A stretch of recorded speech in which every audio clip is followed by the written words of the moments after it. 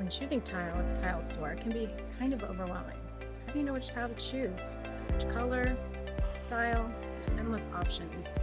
In this video, I'm going to show you how to take all your options, narrow it down, and just give you a few tips and tricks to know where are you putting the tile, what do you want it to look like, and where is it, what is your budget?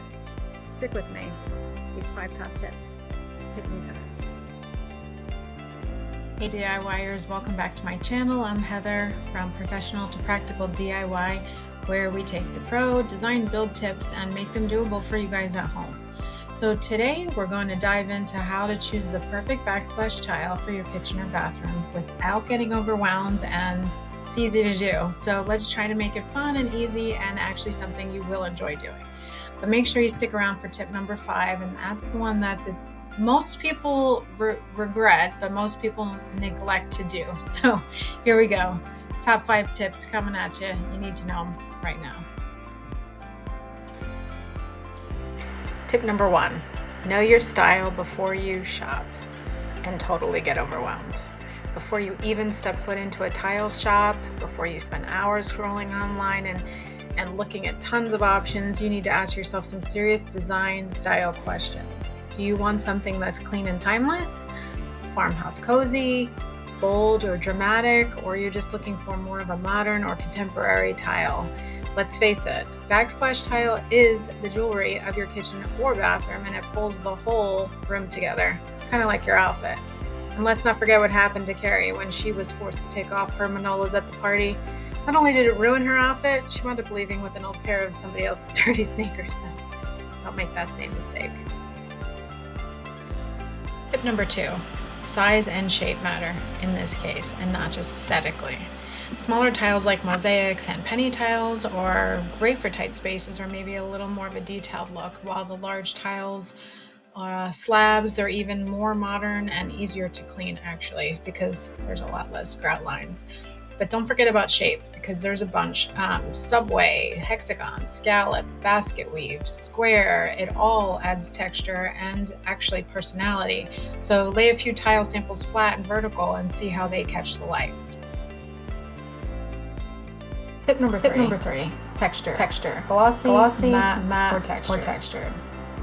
Glossy tiles reflect a whole lot more light, and they're really easy to wipe down, and they're really perfect for kitchens when there's potential for splatters and cooking and grease. High trafficked areas are wonderful, but the matte and the honed gives a softer, more natural look, but they can also show a little bit more grease and water spots just a little bit more. The textured or handmade look actually are pretty cool, and they give a serious artisan vibe, but they can be trickier to clean as well. So I guess it's up to you. How much elbow grease do you want to put into it? Tip number 4, set a budget and stick to it. So here's where clients can sometimes go awry, so please don't make the same mistake of going down the path to finding a tile that you really fall in love with and realizing it's totally out of your budget. Tile prices can range anywhere from $2 a square foot to $50 or more a square foot. So decide how much of a wow moment you actually want in the space and figure out your budget from there. I mean, a designer tip would be, if you really want the designer tile without the designer price, add it in as an accent tile and then do the basic tile around it. It actually elevates the basic looking tile, and it seems like a win-win. You get what you want.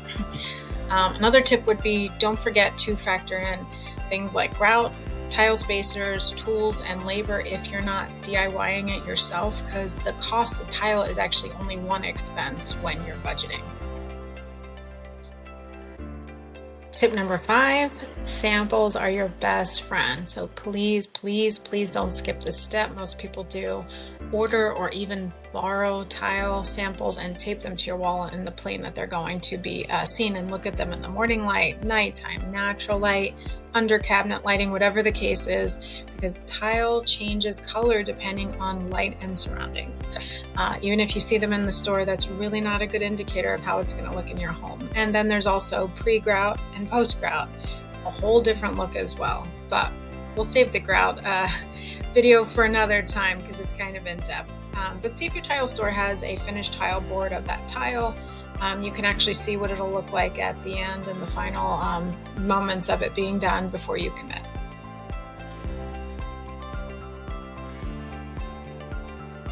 Okay, so let's recap. Know your style, size it right, feel the texture, mind your budget, and sample everything.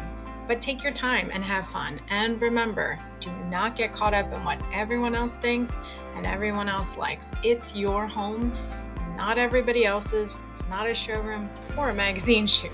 So if you're nothing else, hear this. As I always say, make your space a reflection of who you are, because you're actually the one who lives there. And that's all that matters. So if you found this video helpful, please hit the like button and subscribe for more practical DIY tips from a design pro who's seen a lot.